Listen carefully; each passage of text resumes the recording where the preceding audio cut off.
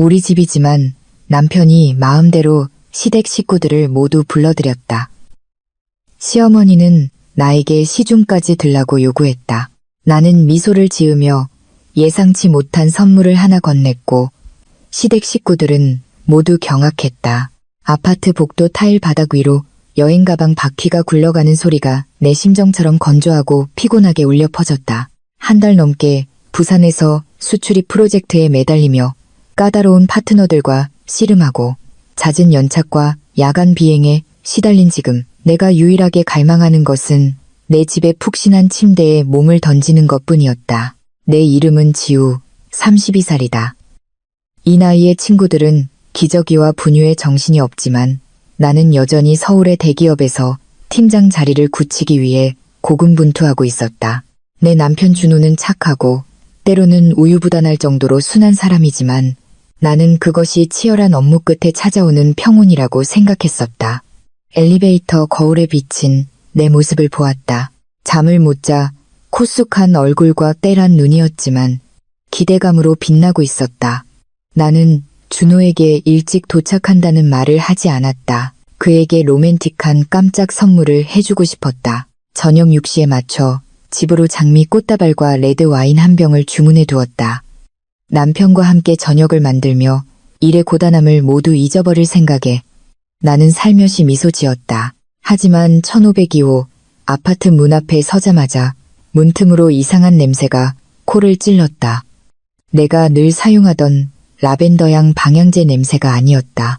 지독한 기름 냄새와 강렬한 청국장 냄새가 뒤섞여 있었다. 나는 잠시 멈칫하며 이웃집에서 요리를 좀 과하게 하나 생각했다. 열쇠를 꽂고 돌리자 익숙한 소리와 함께 문이 열렸고 문지방에 들어서는 순간 나는 그 자리에서 얼어붙고 말았다. 미니멀하고 고급스러웠던 내 거실은 이제 난장판이나 다름없었다. 이탈리아에서 수입한 소가죽 소파 위에는 시아버지가 상의를 벗은 채 거실 테이블에 다리를 올리고 이쑤시개로 이를 쑤시며 엄청난 볼륨으로 TV를 보고 계셨다. 바닥에는 해바라기씨 껍질과 사탕 껍질이 사방에 널려 있었다. 준호의 막내 동생인 시누이 유나는 내가 보물처럼 아끼는 쿠션 더미에 다리를 올린 채 바닥에 누워 스마트폰을 보고 있었다. 부엌에서 시어머니가 기름 묻은 국자를 들고 나오시다가 나를 보고는 잠시 놀라셨지만 이내 아무렇지 않은 심지어는 약간 위압적인 표정을 되찾으셨다. 지우 왔냐? 일 끝나는데 며칠 더 걸리는 줄 알았는데. 내가 인사를 하거나 반응할 틈도 없이 우리 부부의 침실에서 준호의 바로 아래 남동생인 민혁 부부가 지저분한 차림으로 나왔다. 민혁은 태연하게 배를 긁으며 나를 훑어보더니 말했다. 형수님 일찍 오셨네요. 한창 재밌었는데 형수님 오셔서 잠잘 자리가 부족해졌네. 나는 가슴이 꽉 조여오는 것을 느꼈다. 혈액이 굳었다가 다시 부글부글 끓어오르는 것 같았다. 이 집은 나와 우리 부모님이 현금으로 90%를 지불하며 악착같이 모아 마련한 곳이다. 내가 직접 타일 하나, 커튼 하나까지 고른 공간이다. 그런데 지금은 낯선 6사람이 점거한 싸구려 하숙집처럼 보였다. 준호가 욕실에서 수건을 든 채 나왔다. 문 앞에서 얼어붙은 나를 보고는 환하게 웃으며 달려와 어깨를 감싸려 했지만 나는 피했다. 지우야, 깜짝 놀랐네. 오늘 밤에 전화해서 좋은 소식 전해주려고 했는데 우리 식구들 전부 우리 보러 올라왔어. 기쁘지 않아? 기쁘다고? 나는 준호의 미소를 보았다. 예전에는 착해 보였던 그 미소가 지금은 왜 이리 가식적이고 비겁해 보이는지. 그는 나에게 한마디 상의도 없이 문자 한 통 없이 시골에서 가족들을 모두 불러들였다. 내가 없는 동안 내 사적인 삶을 멋대로 침범한 것이다. 나는 심호흡을 하며 분노로 목소리가 떨리지 않게 애썼다. 나는 그 자리에서 소리를 지르거나 약자처럼 우는 여자가 아니다. 비즈니스 세계에서의 경험은 상대방이 갑작스러운 행동으로 우위를 점하려 할 때 가장 냉정한 사람이 이긴다고 가르쳐 주었다. 나는 조용히 하이힐을 벗어 신발장에 가지런히 놓았다. 그곳은 이제 시댁 식구들의 낡은 고무신과 운동화로 가득 차 있었다. 안으로 들어가 시아버지가 앉아 계신 곳으로 곧장 걸어가 예의는 갖추되 거리를 두며 고개를 숙였다. 아버님, 어머님 오셨어요? 다들 막 올라오셨나 봐요. 시아버지는 그저 음하고 무심하게 대답하실 뿐 눈은 TV 화면에서 떼지 않으셨다. 시어머니는 입을 삐죽이며 말씀하셨다. 온 지 일주일도 넘었다. 준호가 네가 한 달 내내 출장이라 집이 텅 비어 아까우니 우리라도 올라와서 집 좀 덮여주라고 하더구나. 너는 무슨 일을 그렇게 오래 하니? 남편을 혼자 집에 내버려 두고 밖에서 사 먹게 만들다니. 정말 꼴불견이야. 나는 준호를 돌아보았다. 그는 머리를 긁적이며 어색하게 웃었다. 에이, 엄마, 지우는 돈 벌러 간 거잖아요. 지우야, 들어가서 짐 풀고 이따 다 같이 밥 먹자. 엄마가 시골에서 맛있는 거 잔뜩 가져오셨어. 나는 더 이상 아무 말도 하지 않고 조용히 여행 가방을 끌고 안방으로 향했다. 하지만 문을 열고 들어서는 순간 나는 또다시 얼어붙었다. 우리 부부의 가장 사적인 공간이어야 할 그 방은 이제 값싼 향수 냄새와 유나, 그리고 민혁 부부의 가방과 옷들로 가득했다. 우리의 결혼 침대는 구겨져 있었고 화장대 위에는 내 비싼 화장품들이 뚜껑이 열린 채 나뒹굴고 있었다. 사람과 사람 사이의 최소한의 존중은 이 집에서 완전히 사라져 있었다. 내 안의 분노는 이제 폭발하는 불꽃이 아니라 차가운 빙산이 되어 있었다. 나는 무엇을 해야 할지 알았다. 그들이 준호의 우유부단함을 근거로 이 집을 공동의 집으로 여긴다면 나는 진정한 소유권이 얼마나 무거운 것인지를 보여줄 것이다. 나는 밖으로 나와 내 공간을 태연하게 차지하고 있는 얼굴들을 마주했다. 준호는 여전히 내가 동의해주기를 바라는 표정으로 나를 보고 있었다. 나는 그를 보며 희미하게 미소 지었다. 나중에야 그가 알게 되겠지만 그것은 바로 무자비한 전쟁의 시작을 알리는 신호탄이었다. 알았어요. 다들 여기 계시니 다 같이 즐겁게 지내요. 그런데 준호 씨, 이건 정말 깜짝 선물이네요. 내일은 내가 당신과 모두에게 훨씬 더 큰 선물을 하나 줄게요. 시어머니는 그 말을 듣고 얼굴을 쳐들었다. 선물은 무슨 선물? 분수에 맞게 아침 일찍 일어나서 밥이나 짓고 시부모 시중이나 잘 들어서 며느리 노릇이나 제대로 하면 됐지. 나는 대꾸하지 않고 조용히 휴대폰을 꺼내 부동산 전문 변호사인 친구에게 문자를 보냈다. 이 싸움은 말로만 하는 것이 아닐 것이다.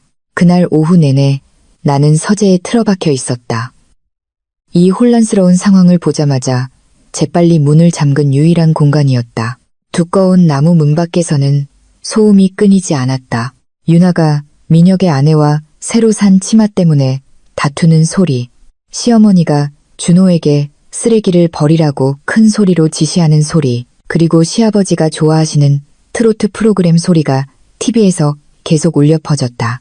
이 고급 아파트는 30층에 위치해 한강이 내려다 보이는 멋진 전망을 자랑했다. 나는 여기서 도시의 불빛이 켜지는 것을 보며 얼마나 자랑스러워했는지 모른다. 하지만 지금 내가 아끼던 수입 장미로 가득했던 발코니는 시어머니가 민혁의 속옷과 마늘, 양파망을 널어놓는 공간으로 전락해 있었다. 돌보지 않아 시든 화분들은 더러운 물통과 걸레들에게 자리를 내주었다. 저녁 식사 시간이 되자 준호가 서재 문을 두드렸다. 지우야, 밥 먹으러 나와. 엄마가 다 차려놓으셨어. 너만 기다리고 있어. 내가 문을 열고 나가자 원래 4인용이었던 식탁에는 어디서 가져왔는지 모를 플라스틱 의자들이 추가로 놓여 있었다. 식탁 위에는 기름진 음식들이 가득했다. 두껍게 썬 보쌈, 기름이 둥둥 뜬 묵은지 김치찜, 그리고 맵고 짠 젓갈. 민혁과 그의 아내는 이미 자리에 앉아 젓가락으로 음식을 뒤적이고 있었다. 민혁이 나를 보며 비꼬는 투로 말했다. 형수님은 서울에 오래 살아서 이런 시골 음식 못 드시죠? 그래도 우리 엄마 음식이 최고예요. 안 드시면 엄마 삐치실 텐데. 시어머니는 밥을 가득 담은 공기를 내 앞에 탁 내려놓으셨다. 먹어라. 하루 종일 일만 하니 얼굴이 그 모양이지. 그러니 이 집안의 대를 이을 손주는 언제 낳을 거냐. 하나뿐인 장남이 너랑 결혼한 지 몇 년인데 아직 소식이 없어. 나는 태연하게 젓가락을 들고 김치 한 조각을 집어 밥그릇에 놓았지만 먹지는 않았다. 나는 시어머니를 보며 여전히 매우 공손한 말투로 말했다. 어머님, 아이 문제는 하늘의 뜻에 달린 거고 저희도 너무 바빠서요. 어머님이랑 다들 올라오실 거면 준호 씨한테 미리 말씀하시지 그러셨어요. 그럼 제가 도우미 아주머니라도 불러서 깨끗하게 준비해 놓았을 텐데요. 시어머니는 입을 삐죽이며 나를 흘겨보셨다. 준비는 무슨 준비? 여긴 내 아들 집이야. 내가 오고 싶을 때 오는 거지. 그리고 식구가 몇 명 되지도 않는데 직접 해먹으면 되지. 뭐 하러 돈 아깝게 사람을 써? 네가 돈을 벌면 아껴 쓸 줄도 알아야지. 그렇게 낭비만 하면 금산도 거덜나겠다. 유나가 애교 섞인 목소리로 끼어들었다. 오빠가 나중에 우리 그냥 여기서 살면서 일하래요. 비싼 월세 낼 필요 없다고요. 오빠 말이 이 집 넓어서 몇 명 더 살아도 괜찮다고 했죠. 오빠, 준호는 나를 애원하는 눈빛으로 쳐다보더니 마지못해 고개를 끄덕였다. 응, 우리 집에 거실도 있고 지우 서재도 넓으니까 매트리스 하나 놓으면 되잖아. 가족끼리 어려울 때 돕고 사는 거지. 나는 젓가락을 내려놓고 준호의 눈을 똑바로 쳐다보았다. 그는 내 시선을 피했다. 진실은 명백했다. 준호는 단지 그들을 초대해 며칠 머물게 한 것이 아니었다. 그는 내 자산을 이 소란스러운 대가족의 영원한 쉼터로 만들고 있었던 것이다. 식사 중에 민혁은 태연하게 시골에서의 빚더미 이야기와 사업 실패, 그리고 서울에 와서 인생 역전을 하고 싶다는 희망을 늘어놓았다. 그의 아내는 복도에 걸린 내 명품 가방이 예쁘다며 계속 칭찬했고 내게 안 입는 옷이 있으면 달라고 물었다. 그들의 뻔뻔함에 나는 역겨움을 느꼈다. 작년에 부모님과 함께 이 집을 보러 왔을 때가 생각났다. 아버지는 내 손을 잡고 말씀하셨다. 딸아, 이건 내 재산이고 우리 가족 모두의 피와 땀이야. 내 몸을 지킬 뿌리로 삼아야 한다. 준호와 결혼할 때 나는 사랑과 유대감을 믿었기에 그를 공동명의자로 등기부등본에 올리는 것을 망설이지 않았다. 나는 그가 그것을 소중히 여길 것이라 생각했지만 그는 내 관용을 이용해 그의 가족들의 이기심을 키우고 있었다. 식사 후 나는 민혁이 태연하게 냉장고를 열어 내가 부모님 보신용으로 사둔 고급 홍삼 스틱을 간식처럼 먹는 것을 보았다. 그는 먹으면서 포장지를 쓰레기통에 버렸고 한마디 묻지도 않았다. 나는 부엌 문가에 서서 모든 것을 지켜보았지만 아무 말도 하지 않았다. 분노는 이제 구체적인 행동 계획으로 바뀌어 있었다. 그날 밤 침대에 누웠을 때 준호가 슬그머니 다가와 나를 만지려 했다. 나는 그의 손을 밀어내며 차갑게 말했다. 피곤해. 내일 일 처리하려면 일찍 자야겠어. 지우야, 왜 그래? 다들 올라와서 좋은데 왜 그렇게 차갑게 굴어? 좀 비좁은 건 알지만 며칠 지나면 익숙해질 거야. 부모님도 늙으셨는데 효도하고 싶어. 효도는 당신이 하는 거지. 내 인내심을 담보로 하는 게 아니에요. 준호는 한숨을 쉬며 벽 쪽으로 돌아누웠다. 그는 이해하지 못하거나 이해하고 싶지 않은 것 같았다. 내 인내심이 바닥났다는 것을 그날 밤 나는 뜬 눈으로 밤을 새웠다. 컴퓨터를 켜고 집을 사던 첫날부터의 모든 은행 거래 내역을 검토했다. 숫자는 거짓말을 하지 않았다.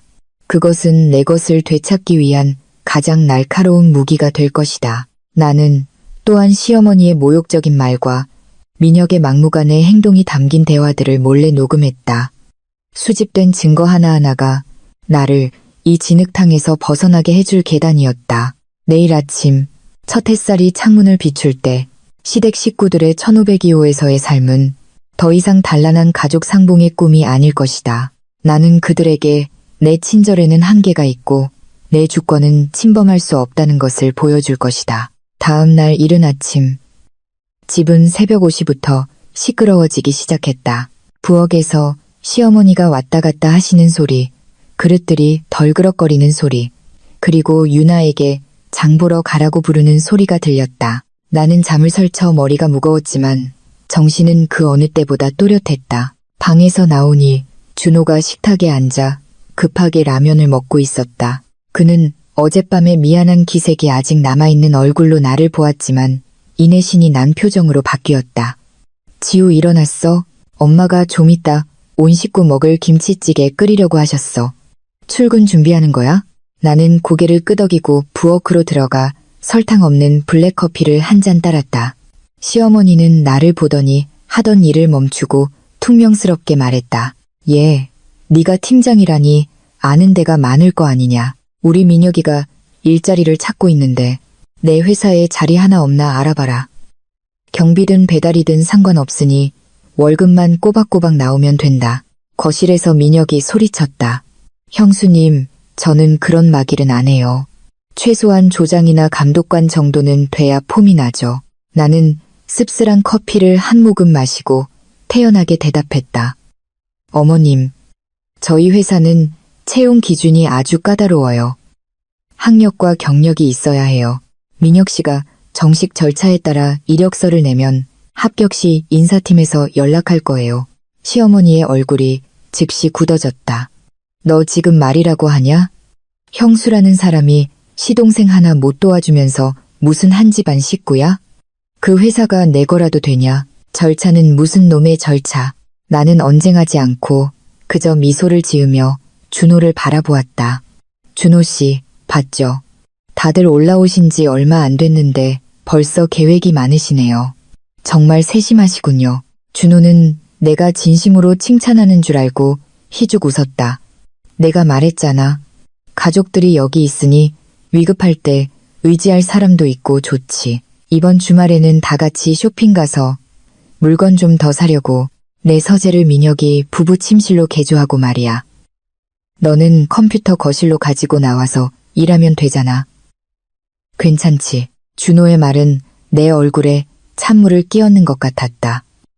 그는 게으른 시동생을 위해 내가 유일하게 평화를 느끼는 업무 공간까지 태연하게 빼앗으려 했다. 나는 커피잔을 탁 소리나게 테이블에 내려놓았고 부엌은 순간 정적에 휩싸였다. 준호 씨, 당신 정말 내가 그 제안에 동의할 거라고 생각해요? 동의 못할 게 뭐 있어? 부부는 서로를 위해 희생할 줄 알아야지. 나도 다 가족을 위해서 이러는 거야. 나는 깊은 한숨을 쉬었다. 목소리는 이상할 정도로 차분했다. 좋아요. 당신이 그렇게 가족을 중시한다면 나도 당신을 실망시키지 않을게요. 마음의 준비나 하고 있어요. 내 선물이 곧 도착할 테니까. 정확히 아침 8시 초인종이 울렸다. 준호는 신이 나서 달려가 문을 열었다. 아마 지우가 보낸 꽃이나 선물 배달원인가 보네. 하지만 문이 열렸을 때 그곳에 서 있는 사람은 꽃 배달원이 아니었다. 정장을 깔끔하게 차려입고 서류 가방을 든 중년 남성이었다. 그의 얼굴에서는 진지함과 전문성이 묻어났다. 그와 함께 젊은 비서 한 명이 두꺼운 서류철을 들고 있었다. 준호는 어리둥절했다.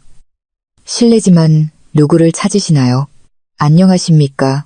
저는 김민준 변호사입니다. 의뢰인인 박지우 씨의 요청에 따라 이 아파트의 소유권과 관련된 법적 문제를 해결하기 위해 왔습니다. 시아버지, 시어머니부터 민혁 부부와 유나까지 시댁 식구 모두가 문 쪽으로 몰려들었다. 그들의 얼굴에는 호기심이 가득했지만 그 속에는 막연한 불안감도 섞여 있었다. 나는 앞으로 나아가 김 변호사 옆에 서서 가족들을 한번 훑어본 후 또박또박 말했다. 모두 소파에 앉으시죠.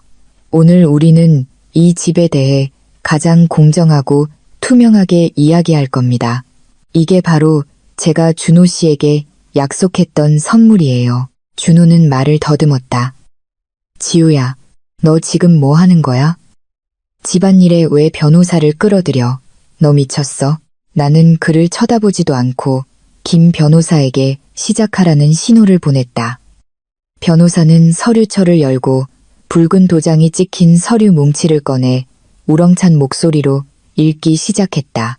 의뢰인 박지우 씨의 요청에 따라 저희는 랜드마크 타워 1502호 아파트의 매매 및 대금 지급에 관한 모든 서류를 검토했습니다. 구체적인 내용은 다음과 같습니다. 매입 당시 아파트의 총 가치는 15억 원이었으며 이 중 박지우 씨의 부모님께서 지불하신 현금은 9억 원입니다. 박지우 씨는 개인 계좌에서 4억 5천만 원을 추가로 지불했습니다. 나머지 1억 5천만 원은 은행 대출금으로 박지우 씨가 지난 5년간 매달 직접 상환해 왔습니다. 거실은 쥐 죽은 듯 조용해졌다. 시어머니는 입을 떡 벌린 채 준호를 보고 다시 나를 보았다. 변호사는 계속했다. 이준호 씨의 경우 서류상으로는 초기에 가구 구입비로 2천만 원을 기여한 것으로 기록되어 있습니다.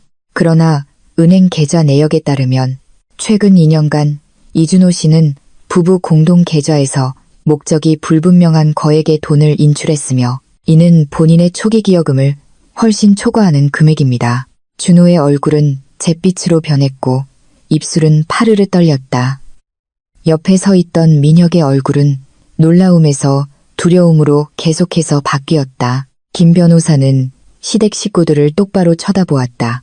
따라서 실질적인 자금 흐름상의 아파트는 90% 이상 박지우 씨의 소유입니다. 이준호 씨의 이름이 등기부 등본에 공동 명의로 올라가 있는 것은 혼인 관계에 근거한 것이나 이것이 대다수 지분을 가진 소유권자의 동의 없이 타인을 거주하게 할 권리가 있다는 것을 의미하지는 않습니다. 그제야 시어머니가 정신을 차렸다. 그녀는 소리쳤다. 말도 안 돼. 변호사는 무슨. 이 집은 내 아들 집이야. 등기부 등본에 걔 이름이 떡하니 박혀 있잖아. 너 이 종이 쪼가리들로 우리를 속이려는 거지? 이 못돼 먹은 며느리 같으니라고. 시댁 식구들을 길거리로 내쫓으려고 해? 나는 조금도 흔들리지 않고 시어머니를 보았다. 누구도 속이지 않았어요. 모든 숫자는 은행 증빙 서류로 명확하게 남아 있어요. 저는 준호 씨의 체면을 지켜주기 위해 너무 오랫동안 침묵했어요. 하지만 그 침묵이 오히려 모두에게 제가 이 집에서 얹혀 사는 사람인 것처럼 착각하게 만들었네요. 민혁이 달려들어 변호사 손에 있는 서류를 빼앗으려 했지만 비서가 막아섰다. 그는 소리쳤다. 겁주지 마. 우리 형 이름이 등기부 등본에 있으면 형한테 권리가 있는 거야. 당신이 누굴 내쫓을 권리는 없어. 나는 차갑게 미소 지었다. 민혁 씨, 법을 잘 모르시는 것 같네요. 괜찮아요. 잠시 후에 당신 형이 매달 당신에게 꼬박꼬박 보내줬던 100만 원에 대해 이야기할 거니까 그때도 당신이 여기서 그렇게 큰 소리 칠 자격이 있는지 한번 봅시다. 내 말은 폭탄처럼 터져 나왔다. 민혁은 그 자리에 얼어붙었고 얼굴은 핏기 하나 없었다. 준호는 소파에 주저앉아 두 손으로 머리를 감쌌다. 방 안의 공기는 이제 활시위처럼 팽팽했다. 그리고 나는 이 충격적인 진실이 끝의 시작에 불과하다는 것을 알았다. 내가 100만 원에 대해 선언한 후 거실 공간은 소름 끼치는 침묵에 빠졌다. 천장에서 에어컨이 돌아가는 소리가 유난히 크게 들렸다. 민혁은 그 자리에 못 박힌 듯 서서 눈은 나에게서 준호에게로 그리고 다시 바닥으로 향했다. 마치 숨을 구멍이라도 찾는 것 같았다. 항상 대화의 주도권을 쥐려 하던 시어머니도 뭔가 잘못되었다는 것을 느끼셨다. 그녀는 아끼는 막내 아들을 의심스러운 눈초리로 쳐다보더니 나에게 쏘아붙였다. 너 지금 무슨 소리를 하는 거야? 무슨 돈 얘기야? 준호가 동생한테 용돈 좀 준 걸 가지고 뭘 그렇게 변호사까지 불러서 난리를 쳐? 형제끼리 서로 돕는 게 당연한 거지. 너 정말 속이 좁구나. 나는 시어머니를 쳐다보지도 않고 여유롭게 거실 테이블로 다가가 물 한 잔을 마셨다. 나는 희미하게 미소 지었다. 그 미소가 준호와 민혁을 소름 돋게 하고 있다는 것을 잘 알았다. 어머님 말씀이 맞아요. 형제끼리 돕는 건 당연하죠. 하지만 어머님은 준호 씨가 왜 지난 2년 동안 매달 꼬박꼬박 100만 원씩 민혁 씨 통장으로 보내야 했는지 아세요? 그리고 아무 일도 하지 않는 민혁 씨가 어떻게 시골에서 편하게 살다가 이제는 처자식까지 데리고 와서 여기서 아예 살겠다고 하는지 아세요? 준호는 붉게 충혈된 눈으로 고개를 들었다. 목소리가 쉬어 있었다. 지우야, 제발. 그 얘기는 우리끼리 조용히 해결하자. 부모님이랑 남들 앞에서 이러지 마. 나는 물컵을 탁 소리가 나게 테이블에 내려놓았다. 남들이요? 내 변호사를 남들이라고요? 그럼 당신 아내의 집을 멋대로 점거하고 냉장고를 비우고 모욕하는 저 사람들은 가족인가요? 준호 씨. 내 관용은 당신과 당신 가족들에게 이미 남김없이 짓밟혔어요. 민혁은 거짓된 평정을 되찾고 손을 휘두르며 소리쳤다. 누명 씌우지 마. 형이 나한테 돈 준 건 형 마음이지. 당신이 무슨 자격으로 간섭해. 이 양복쟁이들 데려오면 내가 무서워할 줄 알아? 똑똑히 말해두는데 이 집은 우리 형 명의로 되어 있어. 나는 계속 여기 있을 거야. 당신이 뭘 할 수 있는데? 나는 칼날처럼 날카로운 눈빛으로 민혁을 쏘아보았다. 마음대로 해요. 하지만 기억해둬요. 모든 은행 거래에는 내용과 흔적이 남아요. 그리고 내가 모두에게 줄 선물은 이 집 소유권 서류 몇 장으로 끝나지 않는다는 것도 알려주죠. 계속 그 태도로 나와봐요. 내가 뭘 할 수 있는지 보게 될 테니까. 시어머니는 아들이 밀리는 것을 보고 나에게 욕을 퍼부으려 했지만 갑자기 시아버지가 입을 여셨다. 그는 집에서 가장 말이 없는 분으로 지금까지 조용히 상황을 지켜보고만 계셨다. 그가 헛기침을 하자 분위기가 가라앉았다. 다들 그만해라. 조용히들 못해? 지우야, 무슨 일인지 자세히 말해보거라. 나는 시아버지를 보았다. 그의 침묵 때문에 내가 유일하게 약간의 존중심을 가지고 있던 분이었다. 아버님, 어머님을 곤란하게 만들고 싶지는 않아요. 하지만 이 집은 제 피와 땀, 그리고 저희 부모님의 피와 땀이 깃든 곳이에요. 이곳이 제가 목소리조차 낼 수 없는 난민 수용소처럼 변하는 걸 그냥 둘 수는 없어요.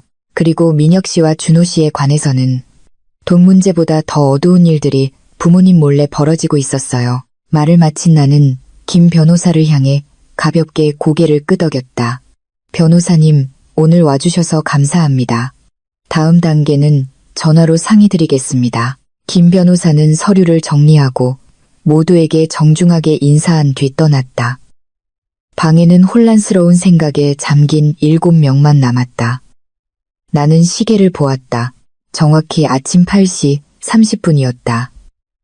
이제 출근해야겠네요. 다들 집에 계시면서 잘 생각해 보세요.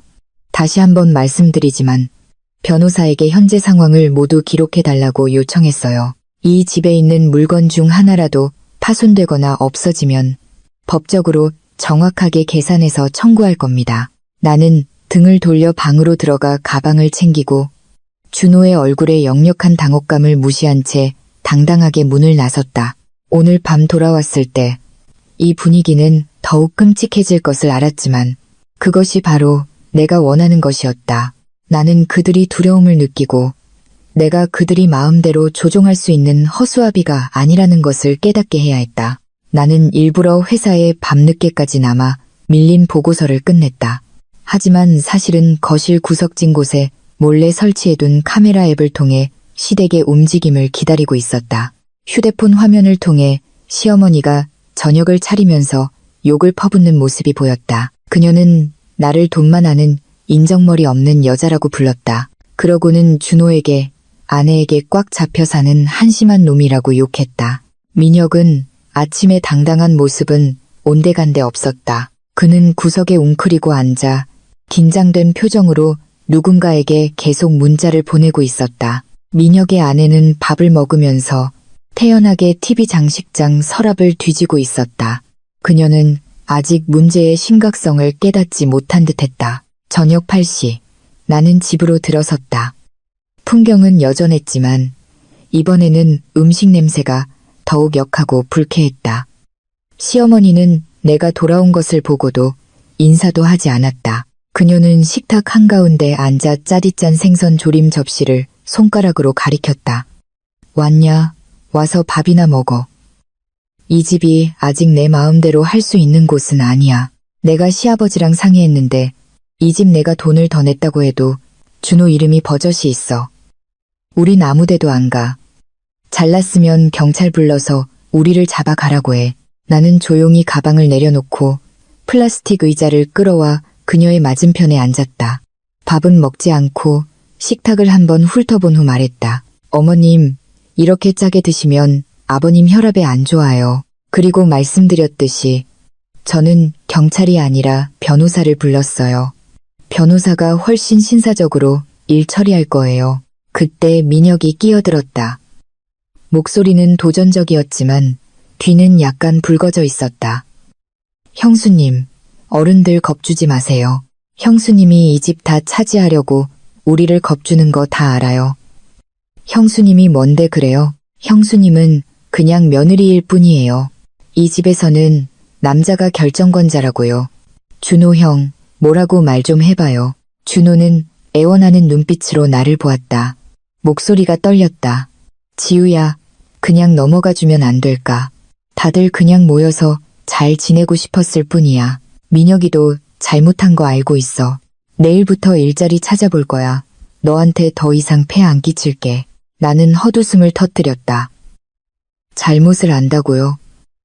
민혁 씨가 무슨 잘못을 아는데요? 당신에게 매달 100만 원씩 뜯어낸 잘못? 아니면 몇 년째 빌부터 산 잘못? 시어머니가 쾅 소리를 내며 상을 쳤다. 무슨 소리야? 누가 누굴 뜯어내? 너 함부로 말하지 마. 내 아들 명예를 훼손하지 말라고. 우리 민혁이는 어릴 때부터 착했어.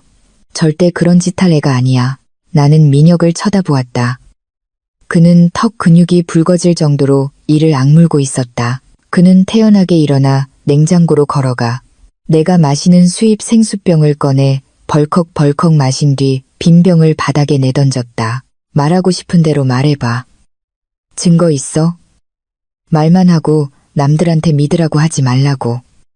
이 집은 우리 형 집이고 나는 계속 여기 있을 거야. 당신이 뭘 할 수 있는지 두고 보자고. 지금까지 조용히 있던 막내 동생 유나가 비꼬는 투로 말했다.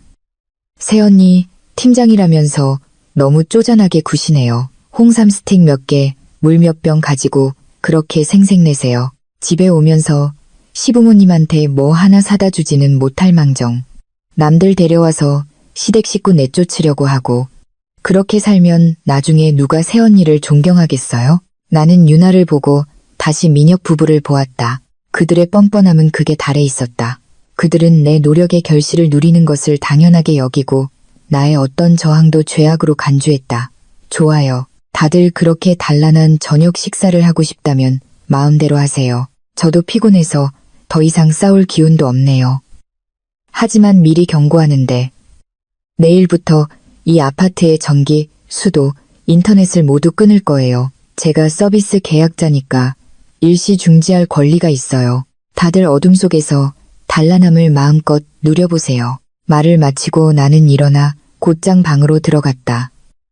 등 뒤에서 시어머니가 고함치는 소리, 그릇이 바닥에 떨어져 깨지는 소리가 들렸지만 신경 쓰지 않았다. 나는 서재문을 굳게 잠그고 컴퓨터를 켰다. 그 100만 원 뒤에 숨겨진 진짜 이유를 찾아내야만 했다.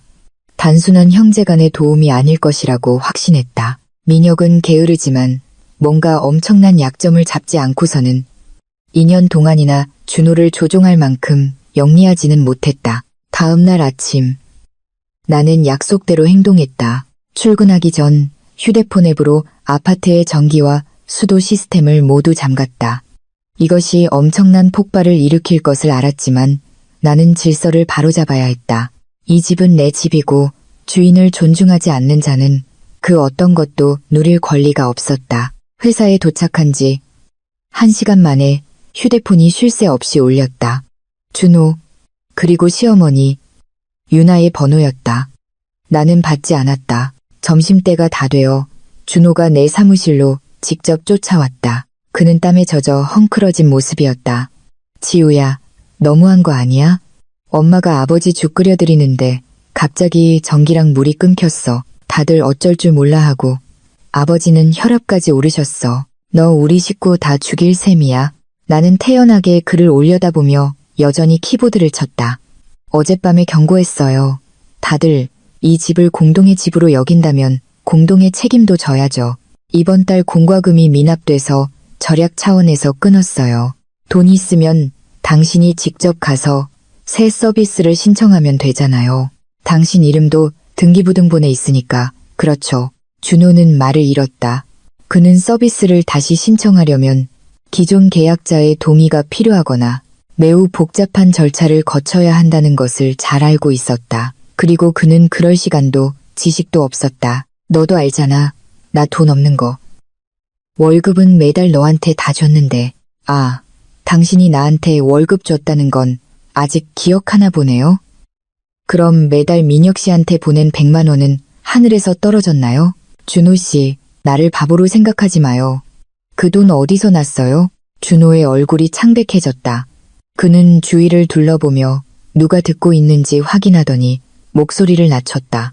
내가 부업을 좀 했어. 더 이상 캐묻지 마. 지금 당장 전기랑 수도 다시 연결해줘. 아버지, 정말 편찮으시단 말이야. 나는 서류를 가방에 챙기며 일어섰다. 좋아요. 다시 연결해 줄게요. 단, 조건이 있어요. 당신 가족들 전부 내 침실과 서재에서 당장 짐 빼세요. 거실이 앞으로 7일 동안 그들이 머물 수 있는 유일한 공간이에요. 7일 후에도 나가지 않으면 더 강력한 조치를 취할 거예요. 준호는 낯선 눈빛으로 나를 보았다. 마치 예전의 순종적인 아내가 이제 이렇게 돌처럼 차가워졌다는 것을 믿을 수 없다는 듯했다. 지우야, 너 너무 잔인해. 그들은 내 가족이라고. 당신 가족이 내 채권자는 아니에요. 선택해요. 그들이 거실로 나가든가 아니면 오늘 밤에도 다 같이 촛불 켜고 씻지도 말고 지내든가. 준호는 분을 사기며 돌아갔다. 나는 그가 굴복할 것을 알았다.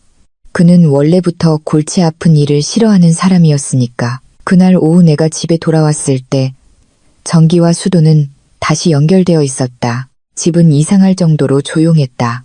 유나와 민혁 부부의 짐은 거실 한가운데 어지럽게 쌓여 있었다. 시어머니는 바닥에 주저앉아 옷을 개면서 저주를 퍼붓고 있었다. 그녀는 내가 돌아온 것을 보고는 길게 흥소리를 냈다. 이 악독한 며느리야. 하늘이 무섭지도 않냐. 시부모를 거실 바닥에서 자게 하다니. 이게 될 법한 소리야? 나는 대꾸하지 않고 곧장 내 침실로 들어갔다.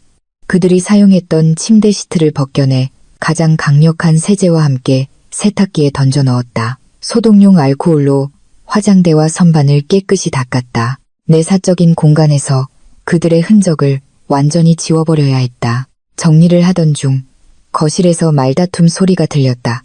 민혁이 소리치는 소리였다. 형, 그 여자한테 빌빌대지 좀 마.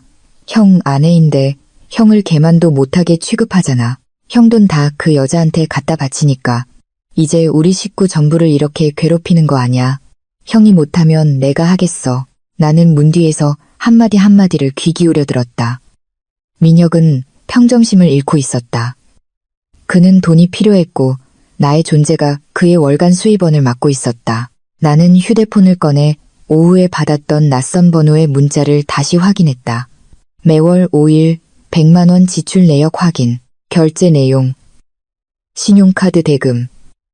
당신 남편. 협박당하고 있음. 심장이 빠르게 뛰었다. 이 익명의 제보자는 누구일까? 그리고 어떻게 우리 집 사정을 이렇게 잘 알고 있을까? 나는 창밖을 보았다. 도시는 이미 불빛으로 가득했다. 이 싸움은 내가 생각했던 것보다 더 복잡해지고 있었다. 단순히 집을 되찾는 문제가 아니라 준호가 오랫동안 숨겨온 끔찍한 진실을 파헤치는 일이기도 했다. 그날 밤 나는 침실 문을 굳게 잠갔다. 준호가 몇 번 문을 두드렸지만 열어주지 않았다. 진실을 알아내기 전까지는 그 우유부단한 얼굴을 단 1분도 더 보고 싶지 않았다. 나는 서재 책상에 앉아 컴퓨터를 켜고 부부 공동 계좌에 로그인했다. 준호를 믿었기에 거의 확인하지 않았던 계좌였다. 2년 전부터의 거래 내역을 거슬러 올라갔다. 낯선 문자의 내용대로 매월 5일이나 6일이 되면 100만 원이 이체되었다. 이체 내용은 공과금 납부, 친구 빚 상환 등으로 모호하거나 아예 아무것도 적혀있지 않은 경우도 있었다. 나는 수출입 팀장으로서의 데이터 분석 기술을 이용해 통계표를 만들었다. 지난 2년간 민혁에게 이체된 총액은 200~400만 원에 달했다. 하지만 그게 전부가 아니었다. 내가 전혀 모르는 사이에 준호의 신용카드로 거액의 현금 서비스가 인출되었다. 총 손실액은 1억 5천만 원이 넘었다. 1억 5천만 원은 결코 적은 돈이 아니었다. 기술직 사원인 준호의 월급으로 어떻게 정당한 이유 없이 그렇게 큰 돈을 쓰거나 줄 수 있었을까? 나는 서재 책상 컴퓨터에 준호가 무심코 저장해둔 오래된 이메일을 뒤지기 시작했다. 빚, 회사, 회계와 관련된 키워드로 검색했다. 그리고 임시 보관함에서 민혁이라는 이름으로 보내려던 이메일 초안을 발견하고는 그 자리에서 얼어붙었다. 이메일 내용은 나를 떨게 만들었다. 민혁아, 형 너무 압박하지 마. 아버지 병원비는 이미 처리했어. 그 돈은 어떻게든 회사에 다시 채워 넣을게. 우선 이 100만 원 먼저 받고 형수님이랑 부모님한테는 아무 말도 하지 마라. 그랬구나. 준호는 2년 전 시아버지가 심장 수술을 받으셨을 때 회사 돈을 횡령해 병원비를 냈던 것이다. 그때 나는 해외 출장 중이었다. 준호는 개인 비상금으로 해결했다고 말했고 나는 조금도 의심하지 않고 그를 믿었다. 하지만 민혁, 그 빌어먹을 동생놈이 형의 범죄 증거를 손에 넣고 그것을 이용해 몇 년 동안 형을 협박해 온 것이었다. 진실은 하늘이 무너지는 듯한 충격으로 내 뺨을 때렸다. 나는 준호의 어리석고 부정직함에 화가 났고 동시에 아버지의 고통을 빌미로 친형의 피를 빨아먹는 민혁에게 역겨움을 느꼈다. 그리고 시댁 식구들 모두 그들은 안부를 묻기 위해 온 것이 아니라 준호라는 황금알을 낳는 거위. 아니, 더 정확히는 내 피와 땀에 계속해서 빌붙기 위해 온 것이었다. 나는 컴퓨터를 끄고 일어나 발코니로 나갔다. 한강에서 불어오는 밤바람은 차가웠지만 내 마음만큼 차갑지는 않았다. 문틈으로 거실을 내려다보았다. 6사람이 바닥과 소파에 아무렇게나 누워 있었다. 그들은 참으로 비참해 보였지만 동시에 무서웠다. 나는 무엇을 해야 할지 알았다. 준호가 계속 협박당하게 둘 수는 없었다. 그것은 우리 가족의 돈이고 미래 우리 아이들의 돈이었으니까. 하지만 민혁이 그렇게 득이양양하게 날뛰게 둘 수도 없었다. 이 문제를 완전히 끝내고 이 기생충 같은 무리를 내 인생에서 합법적이고 철저하게 제거할 계획이 필요했다. 내일 아침 나는 일찍 출근하지 않을 것이다. 나의 훌륭한 남편과 제대로 된 대화를 나눠야 했다. 아침 7시 나는 깔끔한 오피스룩 차림으로 거실에 나섰다. 시댁 식구들은 아직 잠에서 덜 깨어 있었다. 시어머니는 나를 보더니 입안으로 무언가 중얼거리며 곧장 화장실로 들어갔다. 민혁은 여전히 소파에 길게 누워 배를 긁으며 나를 총알이라도 쏠 듯한 눈빛으로 쳐다봤다. 나는 아무 말 없이 조용히 차를 한 잔 끓여 식탁에 앉았다. 정확히 7시 30분 다시 초인종이 울렸다. 이번에 김 변호사는 혼자가 아니었다. 그는 키가 크고 전문적으로 보이는 두 남자와 함께 왔다. 욕실에서 나오던 준호는 이 광경을 보고 허둥지둥했다. 지우야, 또 무슨 짓이야? 내가 알아서 처리한다고 했잖아. 나는 얼음처럼 차가운 목소리로 그를 쳐다봤다. 당신이 뭘 처리했는데요? 동생한테 매달 협박당하는 걸 처리했어요? 아니면 당신 가족들이 우리 집을 쓰레기장으로 만드는 걸 처리했어요? 준호는 그 자리에 멈춰섰다. 얼굴이 하얗게 질렸다가 파랗게 그리고 보라색으로 변했다. 그는 민혁을 쳐다봤고 민혁 역시 창백해져 있었다. 김 변호사가 앞으로 나서며 새로운 서류 뭉치를 테이블 위에 올려놓았다. 이준호 씨와 가족분들께 오늘 저는 단지 주택 소유권에 대해 이야기하러 온 것이 아닙니다. 의뢰인 박지우 씨께서 부부 공동 계좌의 불분명한 지출 내역에 대한 정식 조사를 요청하셨음을 통보하러 왔습니다. 저희는 이준호 씨가 이민혁 씨에게 부당하게 송금한 내역에 대한 모든 은행 기록과 증거를 확보했습니다. 화장실에서 나온 시어머니가 소리쳤다. 당신들이 뭔데 감히 조사를 해? 내 아들 돈을 누구한테 주든 그건 걔 마음이야. 지우야, 너 정말 이렇게까지 정 떨어지게 굴 거냐? 나는 일어나 그녀의 눈을 똑바로 쳐다봤다. 어머님, 그 돈은 준호 씨 돈이 아니에요. 회사에서 빌린 돈이고 일부는 원래 이 가정을 위해 쓰여야 했던 월급 통장에서 나온 돈이에요. 어머님이 계속 민혁 씨를 감싸고 두시면 저는 이 모든 증거를 경찰에 넘길 거예요. 그때가 되면 민혁 씨는 공갈 협박죄로 감옥에 가고 준호 씨는 업무상 횡령죄로 직장을 잃게 될 거예요. 방 안은 순식간에 쥐 죽은 듯 조용해졌다. 시어머니는 몸을 부들부들 떨며 부인해달라는 듯 준호를 쳐다봤지만 준호는 고개를 숙인 채 어깨를 떨고 있을 뿐이었다. 민혁은 상황이 불리해지자 슬그머니 문 쪽으로 빠져나가려 했지만 변호사와 함께 온 남자들이 막아섰다. 민혁 씨, 어디 급하게 가시나요? 우리가 아직 서명해야 할 계약서가 하나 남았는데요. 나는 변호사에게서 서류를 받아 민혁 앞 테이블에 던졌다. 똑똑히 들어. 내가 불법 스포츠 도박으로 조폭들에게 빚을 진 거 알고 있어. 그리고 네가 준호 씨가 회사 돈 빼돌리는 영상을 가지고 협박하고 있는 것도 알아.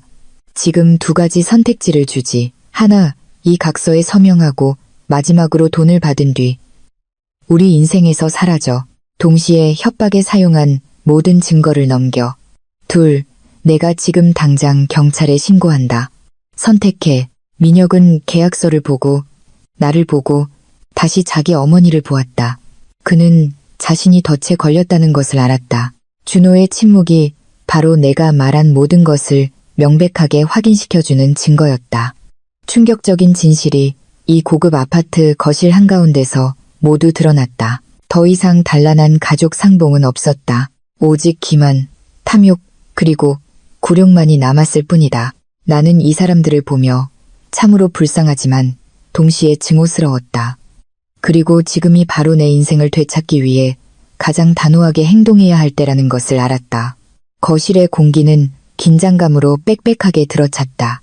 김 변호사는 서류 가방에서 붉은 도장이 찍힌 문서를 여유롭게 꺼냈다. 그는 안경을 고쳐 쓰고 유나와 민혁 아내의 마지막 수군거림마저 끊어버리는 권위 있는 목소리로 말했다. 가족 여러분께 확인된 소유권 및 자금 흐름 증빙에 따라 박지우 씨는 현재 이 아파트의 절대적인 지배 지분을 가진 소유주입니다. 이준호 씨가 박지우 씨의 동의 없이 가족을 임의로 거주하게 한 행위는 사생활 및 재산권 침해에 해당합니다. 그러나 가족 간의 정을 고려하여 박지우 씨는 매우 인도적인 해결 방안을 제시했습니다. 시어머니는 이제 더 이상 소리칠 기력도 없었다. 아까 경찰이라는 두 글자를 들었을 때부터 겁에 질려 창백해진 얼굴로 그녀는 어지러운 옷까지 더미 옆에 주저앉았다. 김 변호사는 계속해서 통지서를 읽었다. 첫째, 박지우 씨의 시부모님께는 건강과 연세를 고려하여 7일간 휴식을 취하시고 고향으로 돌아가실 짐을 정리할 시간을 드립니다. 교통비와 작별 선물은 모두 박지우 씨가 부담할 것입니다. 둘째, 이민혁 씨 부부와 이윤아 씨의 경우 이곳에서의 거주 기간은 오늘로부터 정확히 14일 후에 종료됩니다. 이 기간 이후에도 자발적으로 이주하지 않을 경우 저희는 부득이하게 주거 관련 법규에 따라 보안 요원 및 행정당국의 개입을 요청할 수밖에 없습니다. 민혁이 벌떡 일어섰다. 그의 눈에는 핏발이 섰다. 그는 나를 손가락으로 가리키며 분노로 쉰 목소리로 외쳤다.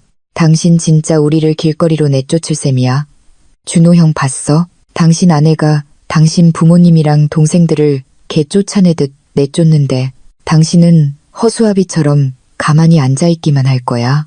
준호는 감히 고개를 들지 못했다. 그는 그저 두 손을 깍지 낀 채 손가락 마디가 하얘질 정도로 힘을 주고 앉아 있었다. 나는 민혁에게 다가갔다. 거리는 한 걸음 정도였다. 나는 조금도 두려워하지 않고 그의 눈을 똑바로 쳐다봤다. 민혁 씨, 다시 한번 말하지만 이건 내가 이 가족에게 베푸는 마지막 관용이야. 14일이면 당신처럼 건강한 사람이 저렴한 원룸 하나 구하기에 충분한 시간이야. 당신 형의 마지막 남은 명예라도 지켜주고 싶고 당신 자신이 공갈 협박죄로 고소당하고 싶지 않다면 조용히 입 다물고 따르는 게 좋을 거야. 지금까지 명품 가방을 꼭 껴안고 있던 민혁의 아내가 갑자기 신랄한 목소리로 끼어들었다. 형수님, 정말 대단하시네요. 돈 있고 권력 있으니 좋으시겠어요. 하지만 인과응보라는 말 기억하세요. 시댁에 이렇게 대하면 나중에 아무도 형수님 상대 안 할 거예요. 나는 그녀를 돌아보며 옅게 미소 지었다. 자기 걱정이나 먼저 해요. 민혁 씨가 더 이상 준호 씨한테서 돈을 못 받아내면 당신이 그 가짜 명품으로 치장하는 데 쓰는 돈은 어디서 나올지 궁금하네. 이제 변호사님과 모두 현재 재산 목록을 기록해 주시죠. 다들 떠날 때 이 집에 있는 비싼 물건들도 같이 사라지는 건 원치 않으니까요. 내가 내뱉는 말 한마디는 그들이 버티려는 모든 희망을 잘라내는 칼날 같았다. 나는 시아버지의 눈에서 무너져 내리는 것을 보았다. 그는 조용히 일어나 발코니 쪽으로 걸어갔고 등 뒤에는 한숨과 지독한 굴욕만이 남았다. 첫 번째 법적 싸움에서 나는 이겼다. 하지만 나는 민혁 같은 자가 맛있는 먹잇감이 눈앞에서 사라지려 할 때 쉽게 포기하지 않을 것임을 알았다. 강제 퇴거 명령이 내려진 후 3일 동안 1500이 오는 냉전터나 다름없었다. 시어머니는 단식과 눈물 작전을 썼다. 그녀는 거실 한가운데 드러누워 누가 물어도 대답하지 않고 이따금씩 불효한 며느리 때문에 자기 팔자가 기구하다고 소리쳤다. 유나는 일부러 그릇을 깨뜨리거나 화장실 물을 틀어놓고 나오는 식으로 노골적으로 반항하기 시작했다. 절정은 나흘째 되던 날 저녁 내가 퇴근했을 때였다. 민혁이 입구를 막아섰다. 그의 손에는 준호가 언제 몰래 건네줬는지 모를 등기부등본 사본이 들려 있었다. 그는 내 앞에서 그 종이를 흔들며 의기양양하고 뻔뻔하게 웃었다. 지우 형수님, 변호사 좀 있다고 해서 내가 겁먹을 줄 알아요? 내가 아는 사람한테 물어봤는데 이 집 등기부등본에 우리 형 이름이 있으니 형한테 소유권 절반이 있다는군요. 우리 형이 우리더러 살아도 좋다고 했는데 당신이 무슨 권리로 쫓아내요? 그 90% 현금 지분. 어쩌고 하는 논리로 사람 속이려 들지 마세요. 서류상으로는 우리 형도 집주인이라고요. 나는 태연하게 장갑을 벗으며 그를 동정하는 눈빛으로 쳐다봤다. 민혁 씨, 하나만 알고 둘은 모르는군요. 맞아요. 등기부등본에 준호 씨 이름이 있죠. 하지만 혼인 및 가족법에 따라 제가 혼인 기간 중 공동재산 분할을 청구할 권리가 있다는 건 알아요? 그리고 준호 씨가 제 동의 없이 공동재산을 당신의 개인 빚을 갚는데 사용했다는 증거들을 가지고 법원은 아주 다른 판결을 내릴 거예요. 민혁이 내게 바짝 다가섰다. 그의 숨결에서는 지독한 담배 냄새가 났다. 나한테 도전하지 마. 똑똑히 말해두는데 당신이 끝까지 가면 나도 당신 형이 회사 돈 빼돌리는 영상을 인터넷에 풀어버릴 거야. 그때 가서 당신 팀장 자리가 무사한지 당신 형 목숨이 무사한지 한번 보자고. 당신이 날 이길 것 같아? 나는 잃을 게 없지만 당신은 잃을 게 아주 많다고. 나는 등골을 타고 전류가 흐르는 것을 느꼈다. 이 기생충의 포악함이 막다른 길에 다다랐다. 그는 더 이상 착한 동생인 척하지 않고 이빨과 발톱을 드러낸 굶주린 짐승의 본 모습을 드러냈다. 지금 나를 협박하는 건가요? 공갈과 협박이 형사범죄라는 건 알아요? 형사범죄든 뭐든 상관없어. 나는 돈이 필요하고 이 도시에서 살 곳이 필요해. 당신 그렇게 부자면서 우리 형제한테 그렇게까지 계산적으로 굴어야겠어? 준호 형이 나 여기서 살게 해준다고 약속했으니 나는 죽을 때까지 여기서 살 거야. 바로 그때 부엌에서 준호가 달려나왔다. 동생이 아내에게 달려드는 것을 보고 허둥지둥 민혁을 끌어당겼다. 민혁아, 너 뭐 하는 거야? 그만두지 못해. 형수님 말이 맞아. 너 다른 곳 알아봐. 내가 나중에 돈 좀 보태줄게. 민혁이 돌아서서 준호의 뺨을 세차게 때렸다. 짝 하는 건조한 소리가 울려 퍼졌고 방 안은 순식간에 조용해졌다. 시어머니와 유나가 방에서 뛰쳐나와 눈앞의 광경을 경악하며 바라봤다. 입 닥쳐, 이등신아. 저 여자한테 무서워서 남자 구실도 못하냐. 나는 아무데도 안 가. 저 여자가 나한테 뭘 할 수 있는지 두고 보자고. 민혁은 준호의 손을 뿌리치고 소파 쪽으로 성큼성큼 걸어가 마치 자기가 이 집의 주인인 양 벌러덩 누워버렸다. 나는 붉게 부어오른 뺨을 감싸준 준호를 그의 지독한 우유부단함을 보며 내가 처음에 베풀었던 인도주의가 잘못된 곳에 쓰였다는 것을 깨달았다.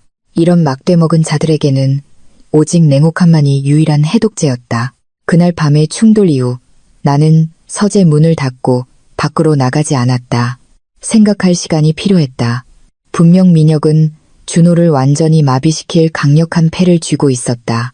내가 그 패를 무력화시키지 못하면 이 싸움은 계속 길어지고 모두에게 상처만 줄 것이다. 밤 11시 다시 휴대폰이 울렸다. 여전히 저번에 나에게 문자를 보냈던 낯선 번호였다. 이번 문자 내용은 등골을 오싹하게 만들었다. 그놈 회사 돈 횡령 원본 서류를 당신 남편이 자주 모는 차의 비밀 수납 공간에 보관하고 있음. 마지막 도박 빚 갚을 돈까지 뜯어내고 떠날 생각임. 그놈이 당신 회사 경쟁사에게 정보를 팔기 전에 빨리 움직여야 함. 나는 망연자실했다. 이 익명의 제보자는 마치 우리 삶의 구석구석을 꿰뚫어 보는 것 같았다. 누가 준호의 차에 접근할 수 있을까? 누가 민혁의 도박 빚에 대해 알까? 머릿속에 한 가지 생각이 스쳤다. 민혁의 친구이거나 불의를 느낀 준호의 회사 동료일 수도 있다. 누구든 이것은 매우 귀중한 단서였다. 나는 조용히 문틈으로 밖을 엿보았다. 거실은 이제 불이 꺼지고 시아버지의 코 고는 소리와 소파 위 민혁의 거친 숨소리만 들렸다. 준호는 내 침실 문 근처 바닥 구석에 웅크리고 누워 있었다.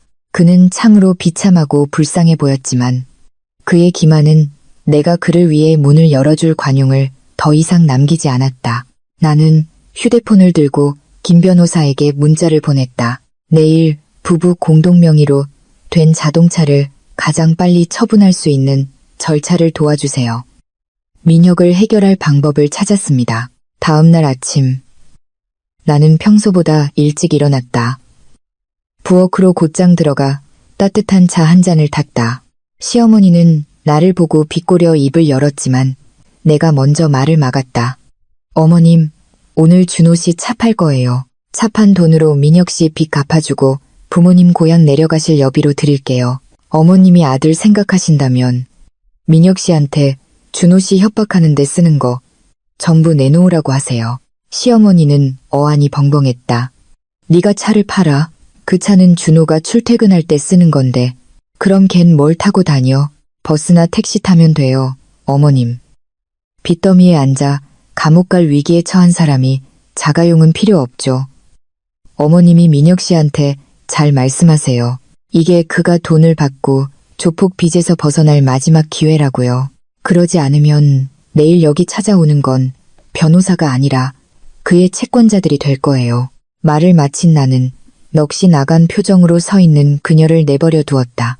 나는 민혁이 다 듣고 있다는 것을 알았다. 그는 돈에 환장한 놈이었고 이 미끼는 분명 그를 흔들리게 할 것이다. 나는 민혁이 증거를 빼돌리기 전에 차 안에 그 비밀 수납 공간을 찾아내야만 했다. 그날 하루 종일 회사에서 나는 안절부절 못했다. 중고차 매입 업체와 연락해 바로 오늘 저녁에 오기로 약속을 잡았다. 아파트 관리실에도 지하 주차장에 있는 우리 차를 특별히 주시해달라고 요청했다. 모든 것은 마지막 단판을 위해 준비되었다. 나는 더 이상 참고 사는 아내가 아니었다. 나는 이 게임의 법칙을 쥔 사람이었다. 익명의 제보자가 제공한 정보에 대해 더 확실한 증거를 얻기 위해 나는 준호에게서 직접 확인해야 했다. 그날 점심 나는 중요한 서류를 깜빡했다는 핑계로 집에 돌아왔다. 시댁 식구들은 외곽에 있는 친척의 제사에 갔고 준호만 병가를 내고 집에 남아 있었다. 준호는 거실 바닥에서 깊은 잠에 빠져 있었고 휴대폰을 손에 꼭 쥔 채였다. 아마 양쪽에서 받는 압박감에 완전히 지쳐버린 모양이었다. 나는 조심스럽게 다가갔다. 심장이 쿵쾅거렸다. 남편에게 이런 은밀한 짓을 하게 될 줄은 꿈에도 몰랐다. 나는 그가 깊이 잠든 틈을 타 그의 지문으로 휴대폰 잠금을 해제했다. 즉시 은행 앱에 들어갔다. 숫자는 내가 예상했던 대로였다. 하지만 나를 더 충격에 빠뜨린 것은 지워진 메시지함에 남아있던 대화 내용이었다. 민혁은 준호의 서명이 있는 회계 증빙 서류 사진을 계속 보내며 협박했다. 이번 달 하루만 늦으면 이거 지우 형수님이랑 너네 부장한테 보낸다. 나는 재빨리 내 휴대폰으로 그 메시지들을 모두 찍었다. 그리고 통화 기록을 확인하니 준호가 회계팀장이라는 이름으로 저장된 번호와 자주 통화한 것을 발견했다. 준호는 단 한 번만 돈을 빼돌린 게 아니었다. 그는 그 구멍을 메우기 위해 사방에서 돈을 빌리려 했지만 역부족이었던 것이다. 갑자기 준호가 몸을 뒤척였다. 나는 깜짝 놀라 휴대폰을 떨어뜨릴 뻔했다. 그가 눈을 뜨고 멍한 그리고 두려움에 찬 표정으로 나를 보았다. 지우야, 언제 왔어? 왜 내 휴대폰을 들고 있어? 나는 일어나 그에게 휴대폰을 돌려주었다. 목소리는 무서울 정도로 차분했다. 서류 가지러 왔어요. 그리고 방금 당신 동생이 당신을 협박한 증거들도 전부 저장했고요. 준호 씨, 왜 나한테 한마디 말도 없이 이런 수렁에 빠진 거예요? 그놈한테 계속 돈을 주면 해결될 거라고 생각했어요? 준호가 벌떡 일어나 앉았다. 얼굴이 창백했다. 그는 머리를 감싸 쥐고 목맨 소리로 말했다. 미안해. 내가 잘못했어. 난 그냥 아버지를 위하고 싶었어. 나중에 부업해서 회사에 바로 갚으려고 했어. 그런데 민혁이가 그걸 알고 내 가방에 있던 서류를 전부 가져갔어. 그놈이 날 협박해서 너무 무서웠어. 네가 날 무시할까봐, 네가 날 떠날까봐 무서웠어. 당신의 그 숨기는 행동이야말로 내가 당신을 무시하게 만드는 이유예요. 좀 봐요. 당신의 우유부단함 때문에 당신 가족들이 이 집을 망가뜨리고 있잖아요. 민혁 씨가 조폭들한테 빚진 거 알아요? 그는 당신한테 아무것도 남지 않을 때까지 당신 피를 빨아먹을 거라고요. 나는 그에게 차가운 시선을 던지고 곧장 서재로 들어갔다. 증거는 충분했다. 이제 내가 해야 할 일은 자동차에서 원본 서류를 찾아내는 것이었다. 그것만 손에 넣으면 내가 이 판을 완전히 주도하게 될 것이다. 나는 이 결혼 생활에서 내 경력에 너무 몰두한 나머지 남편의 어두운 구석을 돌보는 것을 잊었다는 것을 깨달았다. 하지만 그것이 그가 가족의 안위를 도박에 걸 권리가 있다는 의미는 아니었다. 나는 이번 한 번은 그를 구해줄 것이다. 사랑이 아직 뜨거워서가 아니라 내 인생이 민혁 같은 파렴치한 자들 때문에 더러워지는 것을 원치 않기 때문이다. 늦은 오후 고층 빌딩 뒤로 노을이 질 무렵 나는 급하게 요청했던 은행의 추가 거래 내역서를 받았다. 서류 뭉치를 손에 들고 나는 사무실 의자에 주저앉았다. 숫자는 내가 직접 통계를 냈던 것보다 훨씬 더 명확하고 끔찍했다. 준호가 지난 2년간 민혁과 다른 낯선 계좌로 이체한 총액은 2,400만 원이 아니라 거의 1억 5천만 원에 달했다. 내가 프로젝트 보너스를 받거나 우리 부모님이 생활비에 보태 쓰라고 돈을 보내주신 직후에 거액이 빠져나간 기록도 있었. 준호는 내 서명을 위조해 공동 적금 계좌에서 몰래 현금을 인출했다. 하지만 가장 끔찍한 사실은 일부 도박 빚 상환 거래 내역에 있었다. 민혁뿐만 아니라 준호도 동생의 꼬임에 넘어가 도박의 소용돌이에 휘말렸던 것이다. 그는 단지 아버지를 위해 회사 돈을 빼돌린 것이 아니라 그 빌어먹을 동생과 함께 암흑의 승부 조작에 돈을 쏟아붓기 위해서였다. 속이 메스꺼웠다. 이 진실은 내 상상을 초월할 정도로 역겨웠다. 내가 순하고 조금 우유부단할 뿐이라고 생각했던 남편은 사실은 지독한 거짓말쟁이였다. 그는 자신의 불법 행위와 나쁜 버릇을 감추기 위해 효도라는 감동적인 연극을 꾸며냈던 것이다. 거실에서 다시 시끄러운 소리가 들려왔다. 시댁 식구들이 제사를 마치고 돌아온 것이다. 민혁의 희희낙낙하는 웃음소리.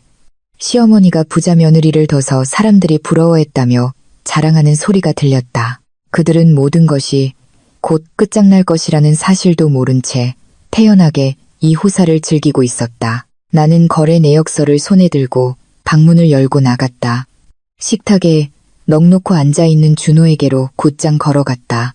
나는 서류 뭉치를 테이블에 세게 내리쳤다. 준호 씨, 이 돈들 어떻게 설명할 거예요?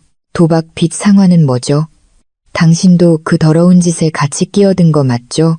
시댁 식구들이 모두 멈칫했다. 과일을 입에 넣으려던 민혁은 그 자리에서 멈췄고 그의 눈에는 불안감이 스쳤다. 준호는 거래 내역서를 보고 얼굴에서 핏기가 완전히 가셨다. 그는 말을 더듬었다. 지우야. 네가 생각하는 그런 거 아니야. 난 그냥 민혁이가 돈을 되찾아서 더 이상 우리를 괴롭히지 않게 하려고 도운 것뿐이야. 맹세코, 난 그딴 거에 흥미 없어. 되찾게 돕는다고요? 미쳤군요. 내 돈, 회사 돈으로 도박 중독자를 위해 빚을 갚아주려고 했다고요? 당신이 이 집을 완전히 망가뜨렸다는 걸 알아요? 시어머니가 달려와 서류 뭉치를 빼앗았지만 그녀는 복잡한 은행 숫자들이 의미하는 바를 전혀 이해하지 못했다. 그녀는 소리쳤다. 너 또 무슨 수작이야? 또 종이 쪼가리 가져와서 내 아들 겁주려고? 걔가 뭘 하든 걔는 내 남편이야. 돕지는 못할 망정 들춰내서 망신을 줘. 나는 역겨움이 가득한 눈으로 그녀를 보았다. 어머님 막내 아들이 큰아들을 감옥 갈 길로 끌어들였다는 거 아세요? 1억 5천만 원이에요. 어머님, 회사에서 알게 되면 준호 씨는 감옥에 가야 해요. 그때 어머님은 뭘로 그를 구하실 건데요? 어머님의 그 고함치는 입으로요? 아니면 민혁 씨의 그 뻔뻔함으로요? 민혁이 갑자기 일어나 비웃었다. 형수님, 아는 게 너무 많으시네. 맞아요. 저랑 준호 형이랑 몇 판 했어요. 그래서 뭐요? 돈은 이미 다 날아갔는데 이제 우리를 죽인다고 해도 돈은 못 돌려받아요. 차라리 돈을 더 줘요. 그럼 내가 사라지고 모든 증거를 깨끗이 없애줄게. 그러지 않으면 나랑 준호 형이랑 같이 나락으로 떨어지는 거야. 당신 같은 팀장이 그런 소문을 감당할 수 있을지 한번 보자고. 나는 민혁을 보고 다시 준호를 보았다. 내 안의 혐오감은 극에 달했다. 나는 더 이상 이 가족에 누구도 구해줄 필요가 없다는 것을 깨달았다. 나는 오직 나 자신과 내 재산만 구하면 되었다. 좋아. 돈을 원한다고? 오늘 저녁 내가 저 차를 판 후에 법무사 사무실에서 마지막 단판을 짓자. 내가 가지고 있는 거 전부 다 가지고 와. 종이 한 장이라도 빠지면 단 한 푼도 못 받을 줄 알아. 나는 등을 돌려 방으로 들어갔다. 등 뒤에는 시댁 식구들의 극심한 혼란만이 남았다. 계획은 이미 진행 중이었다. 나는 준호의 마지막 남은 재산을 이용해 나의 자유를 사고 이 무리를 내 인생에서 영원히 몰아낼 것이다. 고급 아파트 옥상에 밤바람이 세차게 불어내 셔츠 자락을 펄럭이게 했다. 나는 난간에 등을 기댄 채 도시를 가로지르는 빛의 실타래 같은 자동차 행렬을 내려다보았다. 준호가 내 뒤로 올라왔다. 그의 발걸음은 마치 사형 집행일을 기다리는 죄수처럼 무겁고 주저했다. 나는 돌아보지 않은 채 목소리는 바람에 흩어졌지만 그가 똑똑히 들을 수 있을 만큼 말했다. 거기서요. 더 가까이 오지 마요. 당신 몸에서 나는 거짓말 냄새 때문에 숨이 막혀. 준호는 나에게서 5미터쯤 떨어진 곳에 멈춰섰다. 그의 목소리는 후회로 가득 차 떨렸지만 지금 나에게 그것은 경멸스러운 나약함일 뿐이었다. 지우야, 내가 널 볼 면목이 없다는 거 알아. 하지만 제발 마지막으로 한 번만 내 설명 좀 들어줘. 난 돈에 욕심이 있었던 게 아니야.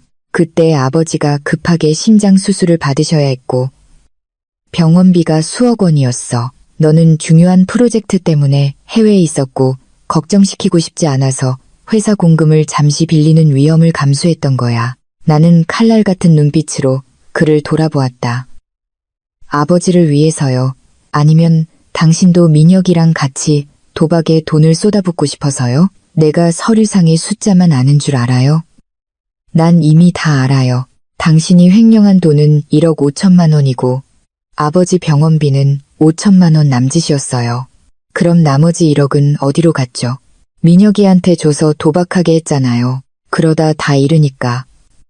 두 형제가 같이 협박하고 은폐하는 길로 들어선 거 아니에요. 준호는 옥상 바닥에 무릎을 꿇고 두 손으로 얼굴을 감쌌다. 손가락 사이로 목맨 울음소리가 터져나왔다. 내가 잘못했어. 민혁이가 만약 내가 조폭 빚 갚을 돈을 주지 않으면 회사 부장님한테 내가 공금 횡령한 사실을 알리겠다고 했어. 직장을 잃고 감옥에 갈까봐 너무 무서워서 매달 100만 원씩 주면서 입을 막았던 거야. 나는 덫에 걸린 물고기처럼 발버둥 칠수록 그놈의 올가미에 더 꽉 조여졌어. 나는 다가가서 한때 내 남편이라 불렀던 남자가 내 발밑에서 비참하게 무너져 있는 것을 내려다보았다. 내 안의 연민은 이미 혐오감에 완전히 잠식당했다. 당신은 죄인이야, 준호 씨. 당신은 내 믿음을 배신했을 뿐만 아니라 당신 동생 안에 악마가 자라나도록 방조했어. 내가 발견하지 못했다면 이 가족이 나를 얼마나 깊은 수렁으로 끌고 들어갔을지 알기나 해요. 준호는 애원하는 눈으로 나를 올려다보았다. 지우야, 나 좀 구해줄 수 없을까? 민혁이 손에서 그 서류들만 되찾으면 평생 당신 빚을 갚으며 살게. 당신이 원한다면 고향으로 내려가서 당신 눈앞에서 사라질게. 제발 감옥만은 가게 하지 말아줘. 나는 치밀어 오르는 분노를 억누르기 위해 깊은 숨을 들이마셨다. 내가 당신을 구하는 건 더 이상 당신이 내 남편이라서가 아니에요. 우리 부모님이 범죄자 사위를 뒀다는 굴욕을 겪게 하고 싶지 않아서예요. 그리고 저 기생충 같은 무리를 내 집에서 가장 깨끗하게 몰아내고 싶어서 구하는 거예요. 이제 내려가서 자동차 키 나한테 줘요. 내일 아침에 팔 거예요. 그 차값 1억이 당신의 자유와 이 집의 평화를 사는 대가가 될 거예요. 준호는 비틀거리며 일어나 기계처럼 연신 고개를 끄덕였다.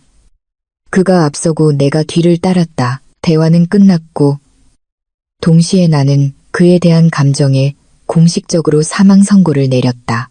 이제부터 나와 그 사이에는 오직 뒷수습을 위한 계약 관계만이 남았다. 다음 날 아침 나는 출근하지 않았다. 거실에서 민혁의 험악한 얼굴과 시어머니의 불안한 얼굴을 마주하고 앉았다. 자동차 키는 거실 테이블 위에 놓여 있었다. 매입 업체와는 이미 연락을 마쳤고 그들은 2시간 안에 돈을 가지고 오기로 했다. 나는 민혁을 보며 강단 있는 목소리로 말했다. 민혁 씨, 준호 씨와 합의했어요. 이 차는 1억 원에 팔 거예요. 그 돈 전부를 당신에게 주는 대신 2가지를 받을 거예요. 하나, 준호 씨의 횡령 증빙 원본 서류. 둘, 당신이 그를 협박하는데 사용한 모든 영상과 녹음 파일. 동시에 당신은 돈을 모두 받았으며 다시는 준호 씨를 괴롭히거나 협박하지 않겠다는 법적 각서에 서명해야 해요. 민혁은 비웃으며 눈은 자동차 키를 탐욕스럽게 쳐다봤다. 1억 원이라고? 형수님, 우리 형 목숨이랑 경력을 그렇게 헐값에 흥정하려고 해요. 나는 1억 5천만 원은 받아야겠는데. 나는 일어나 자동차 키를 가방에 넣고 옆에 앉은 김 변호사에게 말했다. 변호사님, 범죄 고소장 준비해주세요. 차 안 팔기로 결정했어요. 이 돈으로 최고의 변호사들을 고용해서 준호 씨의 횡령죄를 변호할 거예요. 동시에 이민혁을 공갈 협박 및 재산 강탈죄로 고소할 거고요. 지난 2년간 매달 100만 원씩 뜯어낸 걸로 계산하면 민혁 씨는 좋게 10년은 징역 살 거예요. 민혁의 얼굴색이 변했다. 그는 내가 그렇게 빨리 판을 엎을 줄은 몰랐다.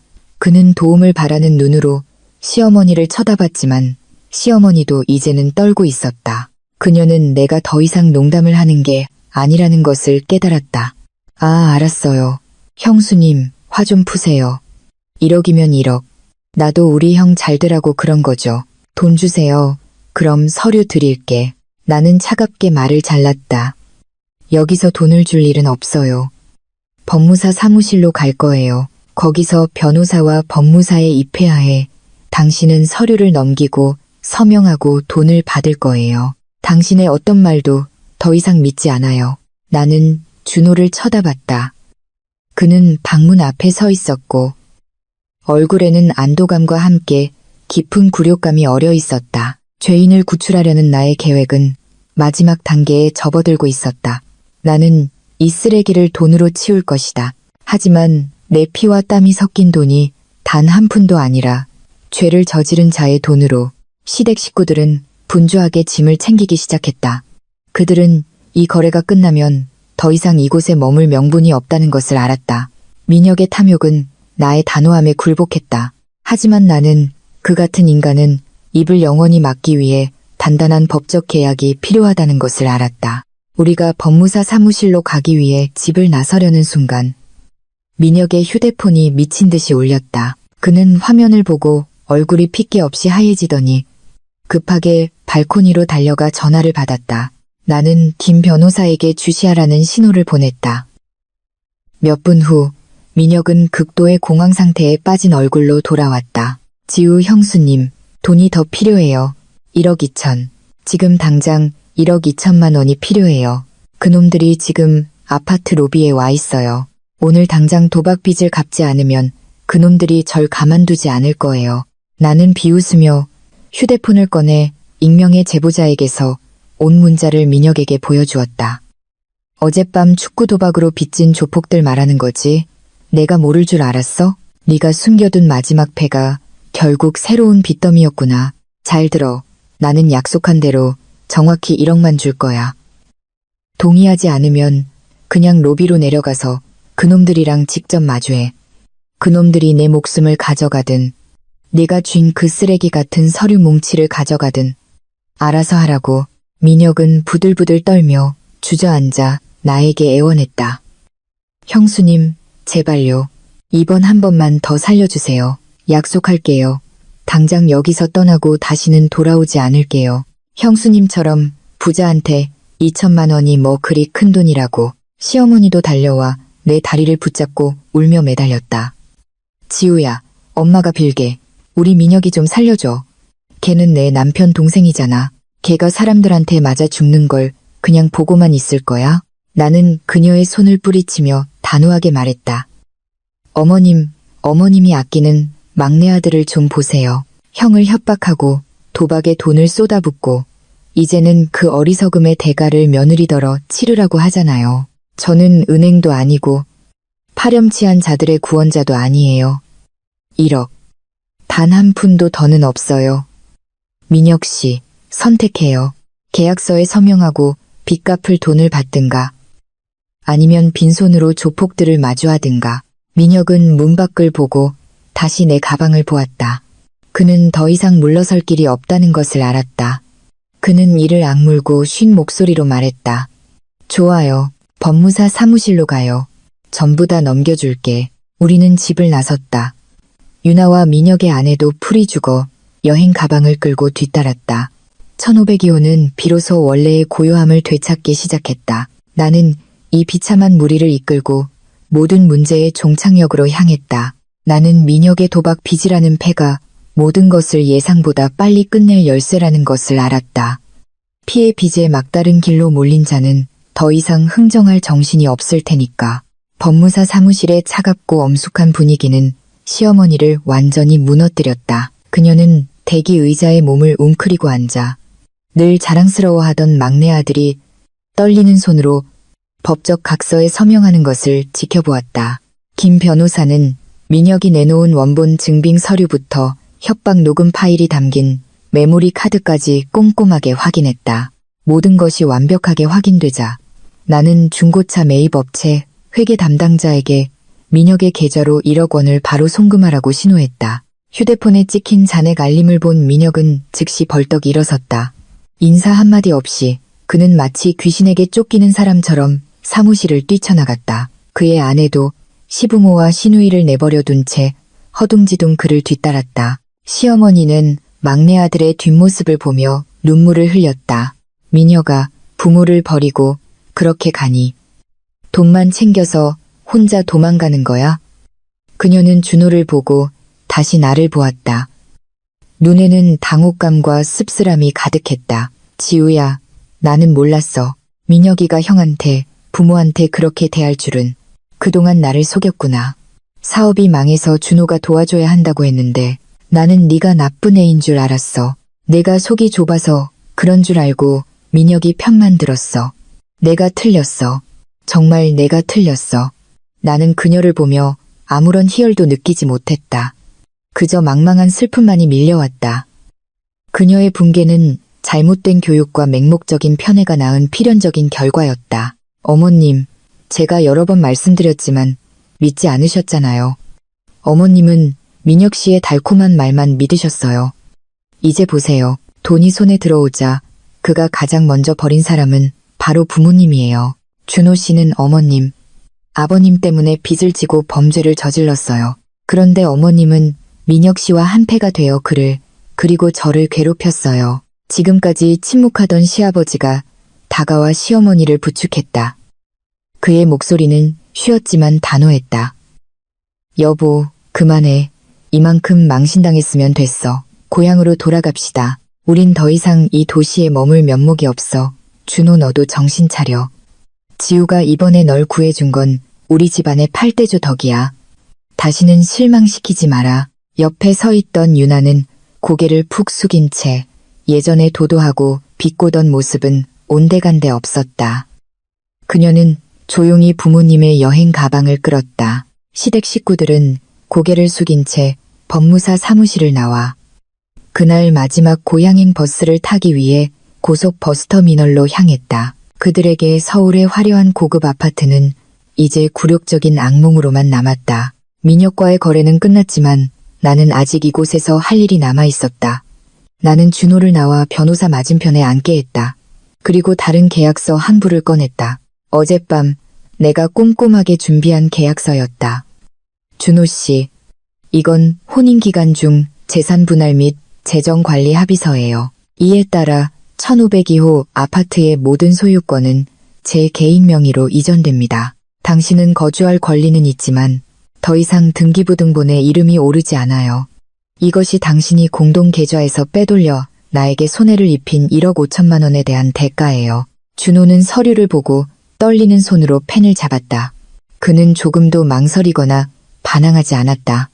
그는 나의 개입이 없었다면 지금쯤 회사에 고소당하거나 민혁에게 평생 협박당하며 살았을 것이라는 사실을 이해했다. 서명할게. 네가 원하는 대로 해. 나는 내 소유의 그 어떤 것에도 이름을 올릴 자격이 없어. 김 변호사는 준호의 서명을 확인하고 도장을 찍어 법적 절차를 마무리했다. 나는 계약서를 손에 쥐고 거대한 짐을 내려놓은 듯한 해방감을 느꼈다. 나의 자유, 나의 재산은 법적으로 완벽하게 보호되었다. 그리고 한 가지 더. 이제부터 당신의 모든 은행 카드와 계좌 비밀번호는 내가 관리할 거예요. 매달 정해진 생활비만 지급할 거고요. 당신은 처음부터 다시 시작해서 월급으로 그 1억 5천만 원의 빚을 나에게 갚아나가야 해요. 동의하나요? 준호는 고개를 끄덕였다. 목소리는 아주 작았다. 동의해. 지금 당장 이혼하지 않아줘서 고마워. 나는 그를 보며 미래에 대한 어떤 약속도 하지 않았다. 내가 그를 구한 것이 용서했다는 의미는 아니었다. 한 번 깨진 신뢰는 원래대로 붙이기 어렵다. 나는 그의 후회가 진심인지 아니면 일시적인 두려움인지 지켜볼 시간이 필요했다. 오늘 법무사 사무실에서의談판은 단순히 돈이나 집에 관한 것이 아니었다. 그것은 우리 관계의 새로운 게임의 법칙에 관한 것이었다. 이 순간부터 나는 더 이상 그의 뒤에 서 있는 아내가 아니었다. 나는 내 인생의 운전대를 쥔 사람이었다. 나와 준호는 해가 저물었을 때 아파트로 돌아왔다. 집은 이제 텅 비어 있었고 시댁 식구들이 떠나기 전에 남기고 간 쓰레기 더미만 남아 있었다. 기름 냄새, 담배 연기, 그리고 지난 며칠간의 숨 막히는 공기가 여전히 공기 중에 떠도는 듯했다. 나는 모든 창문을 활짝 열어 강바람이 불어들어와 그 어두운 분위기를 씻어내게 했다. 준호는 조용히 빗자루와 걸레를 들고 거실을 청소하기 시작했다. 그는 불평 한마디 없이 꼼꼼하고 조용하게 일했다. 동생이 남기고 간 해바라기 씨, 껍질과 담배꽁초를 하나하나 줍는 그의 구부정한 등을 보며 나는 한 나약한 인간의 삶에 대한 씁쓸함을 느꼈다. 그의 가족은 물러갔지만 그들이 남긴 대가는 내가 그토록 공들여 쌓아 올린 가정의 붕괴였다. 부엌에 들어가니 싱크대에 더러운 그릇들이 여전히 쌓여 있었다. 내가 손을 대려하자 준호가 재빨리 막아섰다. 내가 할게. 너는 들어가서 좀 쉬어. 며칠 동안 너무 힘들었잖아. 나는 손을 놓고 안방으로 들어갔다. 침대는 이미 내가 깨끗한 흰색 시트로 갈아놓은 상태였다. 나는 침대에 쓰러지듯 누워 온몸에 기운이 빠져나가는 것을 느꼈다. 휴대폰을 보니 낯선 번호로부터 마지막 문자가 와 있었다. 평화를 되찾으신 것을 축하합니다.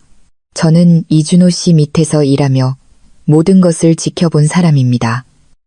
당신처럼 좋은 분이 속는 것을 보고 싶지 않았습니다. 이제 더 이상 연락할 필요는 없을 겁니다. 나는 미소를 지으며 짧은 감사의 답장을 보내고 대화 내용을 바로 삭제했다. 이 세상에는 여전히 좋은 사람들 혹은 최소한 공정한 사람들이 존재했다. 시댁 식구들의 굴욕적인 퇴장은 탐욕과 이기심에 대한 값비싼 교훈이었다. 그들은 이 집의 주인처럼 들어왔다가 죄인처럼 떠나갔다. 바깥의 서울은 여전히 떠들썩했지만 이 아파트 안에서는 질서가 바로잡혔다. 나는 다시는 누구도 이 공간을 침범하게 두지 않을 것이다. 내일은 인테리어 업체를 불러 벽지를 새로 바르고 커튼을 교체하고 새로운 화분 몇 개를 들여놓을 것이다. 나는 지난 14일간의 폭풍 같았던 기억을 모두 지워버리고 싶었다. 시댁 식구들이 떠난 지 일주일이 지났다. 1502호는 이제 내가 원하던 대로 깨끗하고 향기로워졌다. 발코니의 장미 화분들은 시들었던 날들을 뒤로하고 다시 새싹을 틔우기 시작했다. 준호는 여전히 꼬박꼬박 출근했고 저녁에는 조용히 집을 청소하고 요리를 했다. 그는 이제 아무리 작은 일이라도 멋대로 결정하지 못했다. 오늘은 주말 아침이었다. 나는 식탁에 앉아 커피를 마시며 개인 재정 현황을 다시 살펴보고 있었다. 준호가 다가와 테이블 위에 봉투 하나를 올려놓았다. 지우야, 이거 이번 달 내 월급 전부야. 네가 정해준 대로 교통비랑 점심값은 뺐어. 빚 갚는데 보탰어. 나는 봉투를 받아 확인하지 않고 바로 서랍에 넣었다. 알았어요. 앉아요. 이 집의 새로운 생활 규칙에 대해 이야기해야겠어요. 준호는 내 맞은편에 공손하게 앉았다. 나는 그를 똑바로 쳐다보며 명확하고 차분하게 말했다. 첫째, 이 집은 제 개인 재산이고 당신은 제 동의하에 거주하는 것뿐이에요. 둘째, 당신 가족 중 누구라도 여기에 오고 싶으면 최소 일주일 전에 제 허락을 받아야 하고 이틀 이상 머물 수 없어요. 셋째, 집안의 모든 큰 지출은 저를 통해야 해요. 이 중 하나라도 어기면 더 이상 상의 없이 바로 이혼 소송을 제기할 거예요. 준호는 연신 고개를 끄덕였다. 알아들었어. 전적으로 동의해. 다시는 그런 일이 일어나지 않도록 할게. 그리고 고향에 계신 당신 부모님과 민혁 씨에 관해서는 당신이 부모님께 매달 용돈 보내드리는 걸 막지는 않겠어요. 하지만 그 돈은 공동 월급이 아니라 당신 개인 생활비에서 나가야 해요. 그리고 민혁 씨가 또 돈을 요구하며 찾아오면 법적으로 당신 스스로 해결하세요. 나는 다시는 그를 구하기 위해 단 한 푼도 쓰지 않을 거예요. 기억할게. 그놈이랑은 이미 연락 끊었어. 나는 일어나 발코니로 나가 도시를 바라보았다. 이 결혼이 앞으로 어떻게 될지는 알 수 없었다. 하지만 적어도 지금 나는 내 인생의 주인이었다. 나는 더 이상 일만 하고 맹목적으로 믿기만 하는 여자가 아니었다. 나는 이성과 법으로 나 자신을 지키는 법을 배웠다. 집은 다시 조용해졌고 강바람이 시원하게 불어왔다. 나는 깊은 숨을 들이마셨다. 마음이 한결 가벼워졌다. 새로운 게임의 법칙은 정해졌고 거기서 저울을 쥔 사람은 나였다. 내 인생은 이제부터 오직 나에 의해 결정될 것이다. 어떤 반항이나 거짓말도 더 이상 이 공간에 발붙일 곳은 없다. 나는 장미 꽃잎 위에 내려앉은 눈부신 황금빛 햇살을 보며 미소 지었다. 새로운 시작이었다.